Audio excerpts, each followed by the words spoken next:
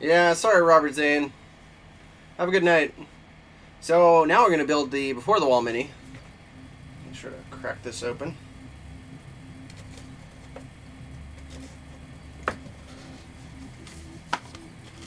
Nice. She has the new art, so I love that. It's kind of the same art as the Sci-Fi White Speaker, like that same weird, interesting.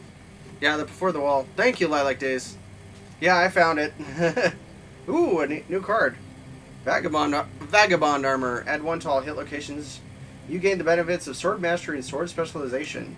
Settlement does not gain the innovation. Other survivors do not gain sword specialization. So basically, you're alone. That's cool. There, I just dropped a card. And then, I can reach it. There we go. And then you get White Dragon Gauntlets. You gain Sideswipe. When you Sideswipe, gain +1 accuracy and +5 strength. Nice. And then you get your Tabard. When you're encouraged, gain +1 insanity if your sentiment is barbaric, or +1 survival if your sentiment is romantic. Interesting.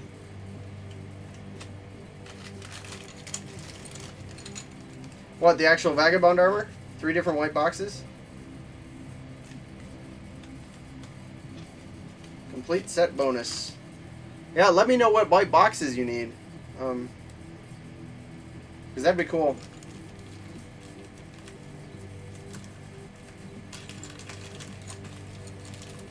Because what I might do is do the same thing I'm doing with the Twilight Knight and make sure to magnetize the thing. Before and after the wall. Yeah, because her shield's pretty cool, but there's her tabard. But it's tiny. It's like that. So I'm not sure that... No, there it is. I can't tell. I can't tell if it's this. No, that's her armor. This is the tabard, but it's so small. I would probably use that piece of armor as something else. And then the gauntlets are also something that they're attached to her, so... the Fade. So the Fade has a sword, but I don't know. It's still worth it to kind of kit bash, because you don't necessarily need the legs. And they are kind of the same style as the regular armor kits. So, interesting. Anyway. Something to figure out, but now I'm just building them. A lot of boxes piling up over there. Alright, this one's a lot simpler. But that's some thoughts to think about while you're constructing. A lot of these are easy to do. I'll do my intro to magnetization with the Twilight Knight here once I get my magnets in the mail. And thank you very much for the link earlier.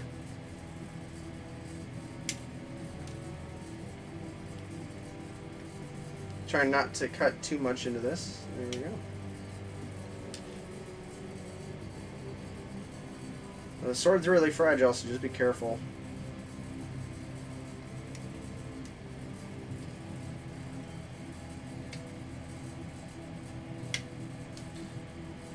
Again with the boots, try not to hit the heel. Make sure it's long enough.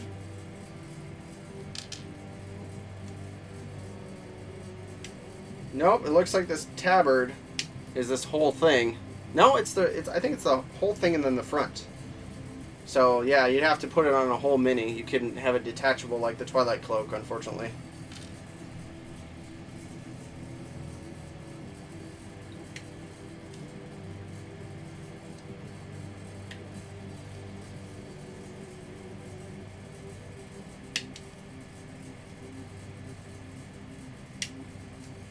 Alright. Gonna go piece by piece here. I'm gonna make sure head part is good. And any other parts that I had to cut, like this part. This part's weird because it's actually curved. I don't know if you can see that, but it's curved. So you got to be careful when you cut this. You need to strip away all this stuff. But you also have to be careful so you don't do too much. Because you have to follow the grain of this part here. Worst case, save that and then build the legs out, and then make sure that they fit. So here, I'm going to go to the legs. We'll get that sorted out here really quick, just to make sure. I'm actually going to do something cool with these too. I'm actually not going to put her on the regular base. I'm going to put her on something cool. So you'll see me build the Mini, but you won't see me put it on the base just yet, because I have an idea. So this is the before the wall video. I'm going to make an after the wall video as well. So yeah, now I'm trying to figure out exactly where each leg goes. So there you go. But you see what I mean? Got to make sure that everything's flush in there, which is tricky with that curve, but I think I did pretty good. I'm going to glue this on. You need to use enough glue, but not too much, because if you use too much, then when you sandwich it together, because it's a pretty tight fit, when you sandwich it together, that glue will spill out, and that doesn't help anything. You'll lose a lot of detail there. Nope, see? And I'm too far forward, so I gotta make sure that it lines up on both sides. So don't forget when you glue parts together to keep rotating the Mini, so you make sure you really fit it properly.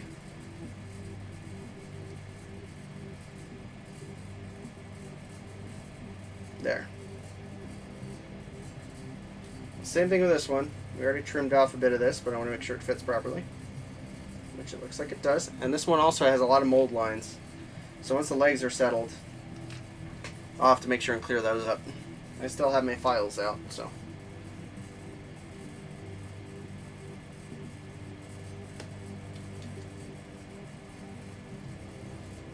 You can see there's actually a pretty bad mold line right on the leg here.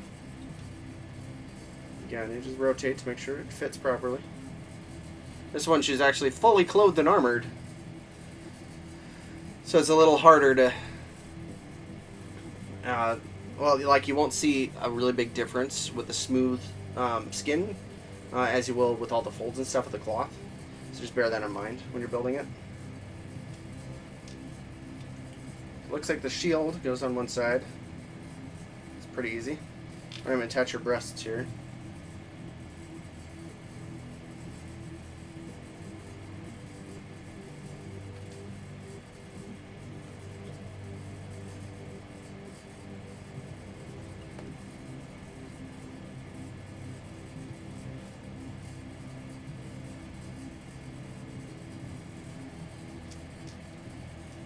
I'm actually going to attach her head, but I have to glue her hair in now. So there was the part I cut is actually right over here. So with hair you can get away with a lot, but I still want to have this piece gone because it doesn't really fit into the way the hairs the flow of her hair, it was very interrupted by that. So just trying to find the right word there.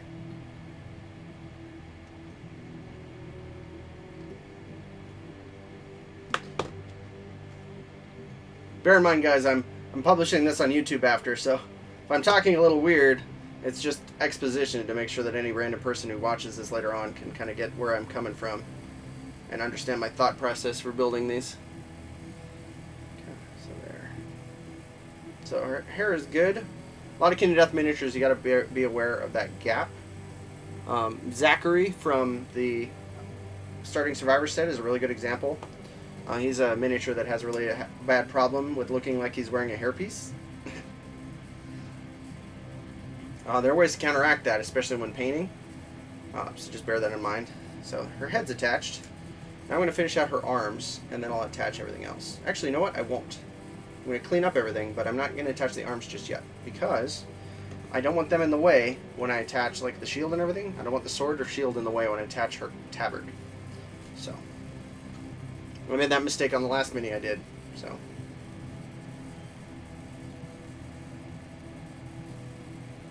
Okay, I need to make sure I know where this is going. So this is right on the front, which means that everything that's back here, you can see the way it's not really lining up, kind of.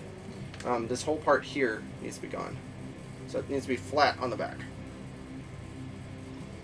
Well, that's just flash left over from me cutting it off the sprues, so.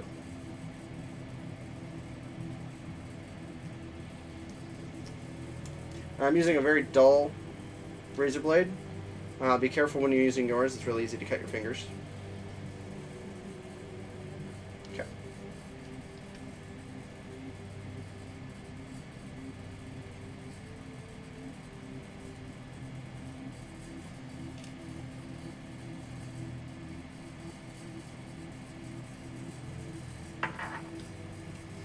looks like this is this side. I'm trying to dry fit as much of this stuff as I can. Yep, there it is. And it looks like it's supposed to go on pretty evenly, which is nice. That helps save a lot.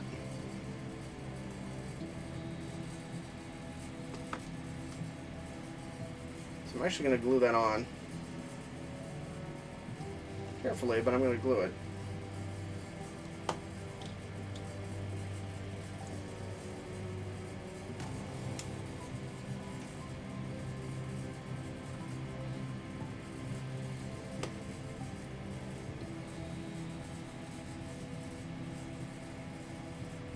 Cool, and then the next one should go on pretty easily because it is actually pretty snug to her.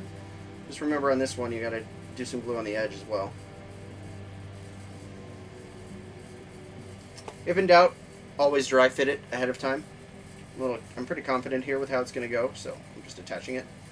But if you need to, or are in doubt of where it goes, and actually that line of glue I didn't need, see? So there's a benefit to dry fitting. I didn't need a piece of glue. So the glue I put over here I didn't need at all. So another of the many benefits to dry fitting. So there. So in this gap, that's just part of the way the mold fits together. It's actually very easy to fix when you're painting. But if you want to give yourself a little extra room, you can put a little extra glue in there and then wipe off some that went on the edges. And it will actually fit into that groove and give you a little more definition. Or it'll seal it up to merge the two sides a little bit. And then, of course, when you're painting, just take that into account. But now, I can start doing the arms. So we're almost done. So the sword is very, very thin and fragile, so be very careful when you cut this edge.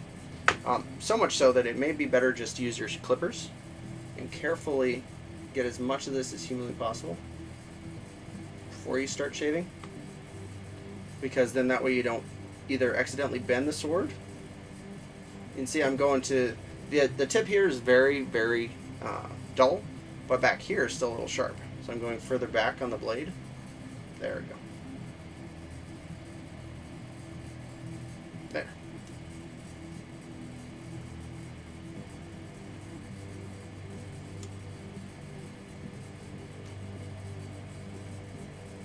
Okay. So now that part I cleared up earlier will have use for one of her bracers. But I still gotta finish the shield here.